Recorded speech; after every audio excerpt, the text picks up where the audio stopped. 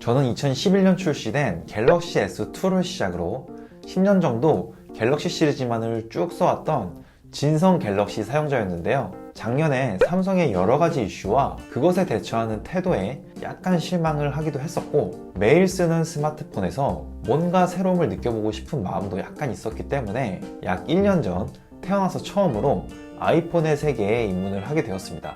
아이폰을 사용하면서 여러 유튜브 영상이나 자료에서 보았던 단점들을 느끼기도 하였지만, 이러한 아이폰의 단점들은 오히려 많이 알려져 있었기 때문에 구입 전에 어느 정도 각오를 한 상태여서 오히려 저한테는 큰 문제가 되진 않았었는데, 실제로 사용을 해야지만 알 수 있는 정말 소소한 단점들은 예상을 할 수가 없었어서 당시에는 오히려 이러한 부분들이 저에게는 더 큰 불편으로 다가왔던 기억도 있습니다. 그래서 오늘은 아이폰을 사용하면서 느꼈던 치명적인 단점들부터, 어떻게 보면 개인적일 수도 있지만 정말 아이폰을 사용해야지만 알 수 있는 소소한 찐 단점까지 한번 오늘 말씀드려 볼까 하는데요. 영상 시작 전 좋아요 한 번은 영상 제작에 아주 큰 힘이 됩니다. 안드로이드 스마트폰의 경우 저장된 모든 파일을 아주 쉽게 여러 앱에서 가져다 쓸 수가 있는데요. 당연하게 생각했던 이러한 앱 간 파일 공유가 아이폰에서는 굉장히 복잡합니다. 대표적인 예로 갤럭시의 경우는 공인인증서를 한 번만 받아서 모든 은행 어플에서 공유가 가능하지만, 아이폰의 경우에는 각 앱마다 공인인증서를 따로 받아야 합니다. 예를 들어 국민은행, 신한은행, 우리카드 앱에서 각 앱마다 같은 공인인증서를 3번 다운받아야 하는 거죠. 이렇게 되는 이유는 아이폰의 파일 관리 방식이 안드로이드의 방식과 약간의 차이가 있기 때문인데, 아이폰은 각 앱마다 저장소를 따로 가지게 되며 다른 앱의 저장소에 접근을 어렵게 또는 불가능하게 막아놨는데요. 이러한 아이폰의 앱 관리 방식을 샌드박스 방식이라고 합니다. 아이폰은 이런 관리 방식으로 인해 하나의 앱이 해킹을 당하거나 악성 코드에 감염이 되어도 다른 앱까지 피해를 주기가 어려워지게 되므로 보안성은 좋아지는 장점이 있습니다. 하지만 실사용 시에는 파일 공유가 굉장히 복잡해지고 공인인증서 공유는 아예 불가능하기 때문에 불편한 경우가 생각보다 많았습니다. 갤럭시 스마트폰의 경우에는 통화 목록이나 주소록에 있는 상대방의 번호를 눌러도 바로 전화가 걸리지 않고, 전화, 문자 같이 어떤 기능을 수행할 건지 한 번 더 선택하는 메뉴가 나오게 되는데요. 아이폰의 경우에는 상대의 번호를 누르면 바로 통화로 연결이 됩니다. 예상하셨겠지만 이런 경우 통화 목록을 보다가 실수로 터치를 해서 바로 전화 연결이 되는 경우가 있는데요. 옛날에는 통화를 걸더라도 바로 끊으면 부재중 전화가 남지 않았던 것 같은데, 요즘에는 기술이 좋아진 건지 통화를 걸고 정말 바로 끊어도 상대방에게 부재중 내역이 남는 것 같았습니다. 어떻게 알았냐고요? 저도 알고 싶지 않았는데요. 불과 며칠 전에도 제가 저녁 11시 반쯤에 통화 목록을 보다가 실수로 저희 회사분께 전화를 걸어서 정말 1초도 되기 전에 전화를 바로 끊었는데, 그럼에도 불구하고 부재중 전화가 남아서 그 동료분께서 업무에 문제가 생기신 줄 알고 놀라셔서 저녁 11시 반에 바로 저한테 전화를 주셨었는데요. 그때 정말 죄송하기도 하고 민망하기도 했던 기억이 있습니다. 아이폰은 통화 목록이 최대 100개까지밖에 저장되지 않는데요.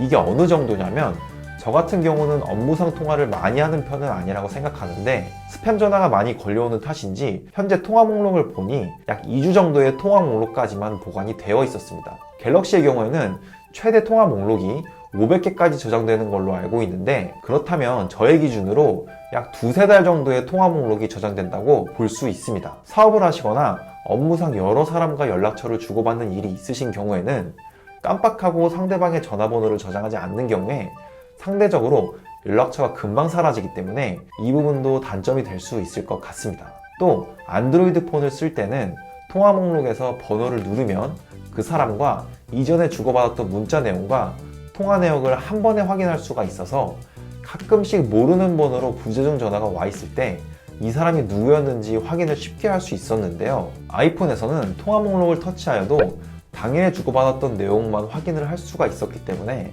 이전에 통화했던 내역을 확인할 수가 없어서 은근히 불편했습니다.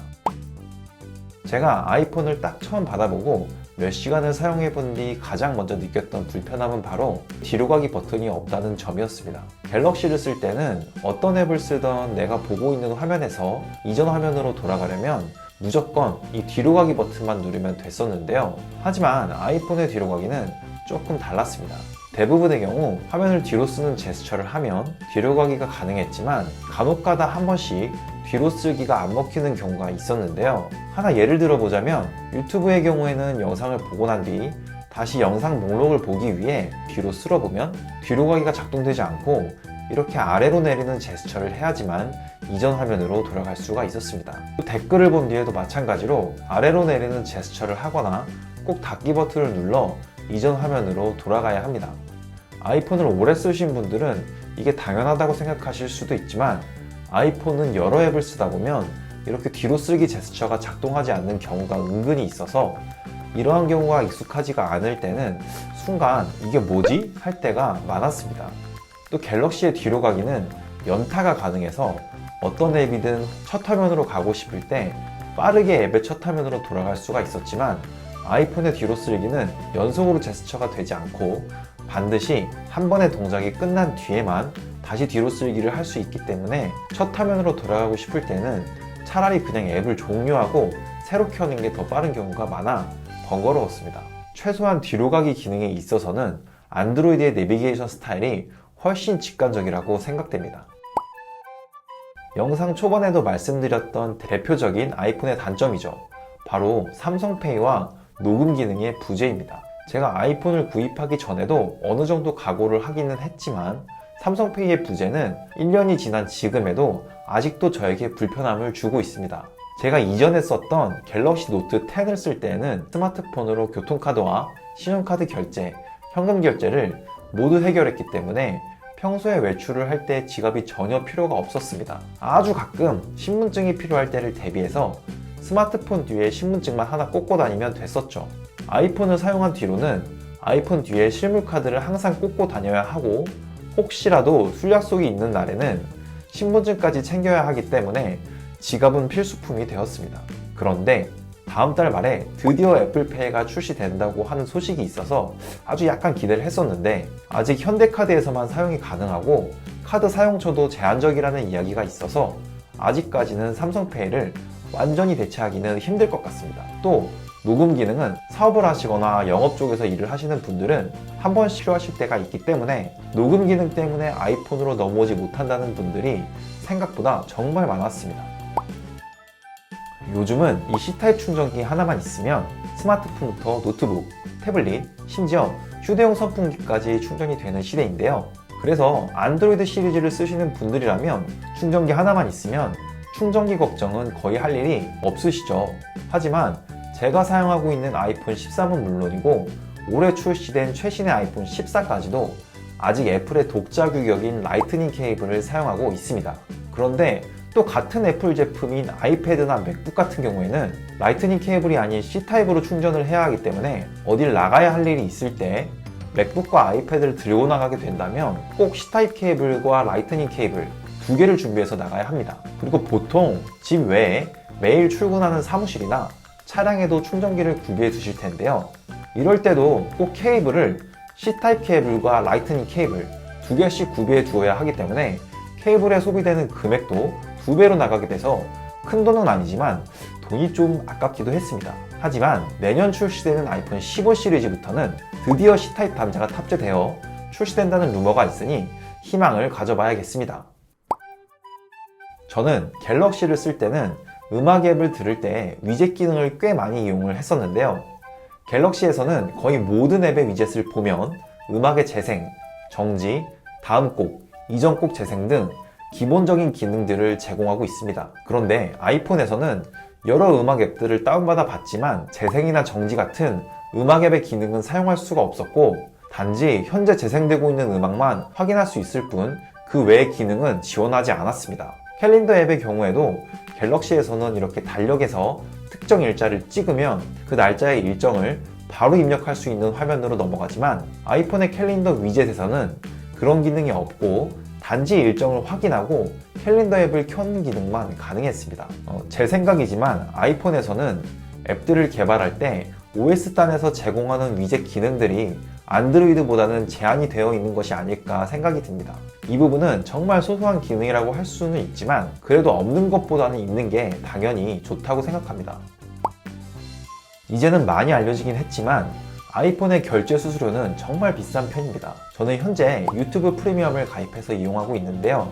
아이폰의 사파리 브라우저나 크롬 브라우저를 켜서 유튜브 프리미엄 가입 페이지를 들어간 뒤 가입 금액을 보면 한 달에 1,450원이라는 가격을 확인할 수 있습니다. 그런데 아이폰의 유튜브 앱으로 가입 페이지를 들어가 보면 가입 금액은 무려 14,000원으로 표시가 됩니다.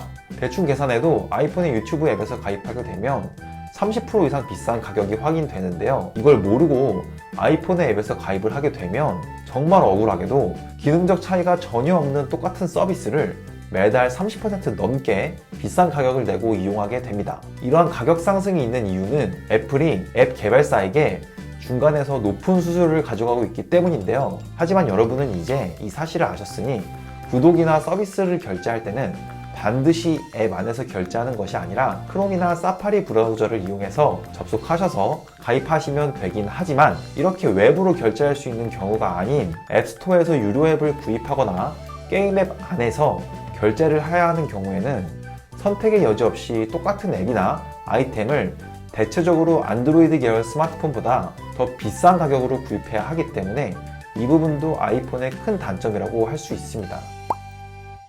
몇 년 전부터 대부분의 안드로이드 스마트폰의 경우에는 전면 디스플레이에 펀치홀 디자인으로 이렇게 작은 점 하나가 찍혀 있는 걸 제외하고는 전부 디스플레이 화면으로 덮여 있습니다. 하지만 아이폰은 다들 아시다시피 이러한 M자 모양의 노치가 있거나 새로 나온 아이폰 14 프로 모델의 경우에도 이렇게 알약 형태의 다이나믹 아일랜드가 크게 존재하고 있습니다. 일단 이 노치 디자인은 나온 지가 꽤 되어서 익숙해지긴 했지만 확실히 디자인적인 부분에서 마이너스가 되는 것은 다들 동의하실 겁니다. 그나마 이번에 14 프로 모델에서 이렇게 디자인적으로도 꽤 괜찮은 다이나믹 아일랜드로 변경되면서 활용성도 좋아지고 디자인도 예뻐지긴 했습니다만 이전 시리즈의 노치보다 위치가 더 내려오면서 오히려 2:1 비율의 영상을 볼 때는 노치보다 더 화면을 가리는 부분이 많아졌기 때문에 영상을 볼 때 예민하신 분들은 아무래도 거슬리실 수 있을 것 같아서 단점으로 뽑아봤습니다.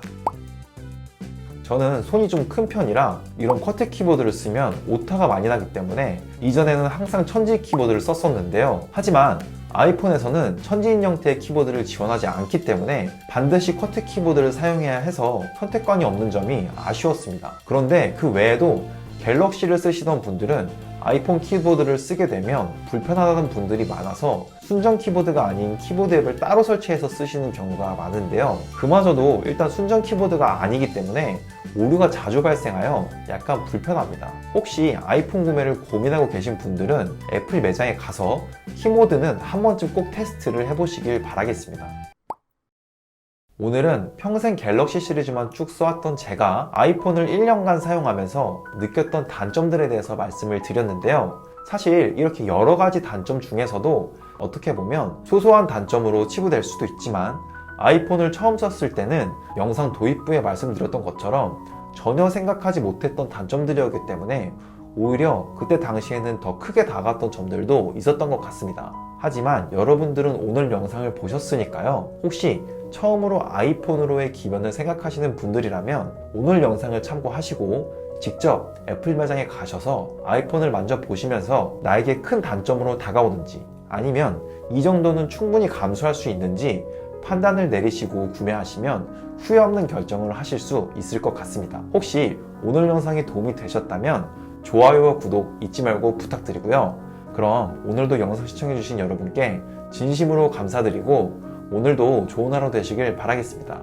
지금까지 사유였습니다. 감사합니다.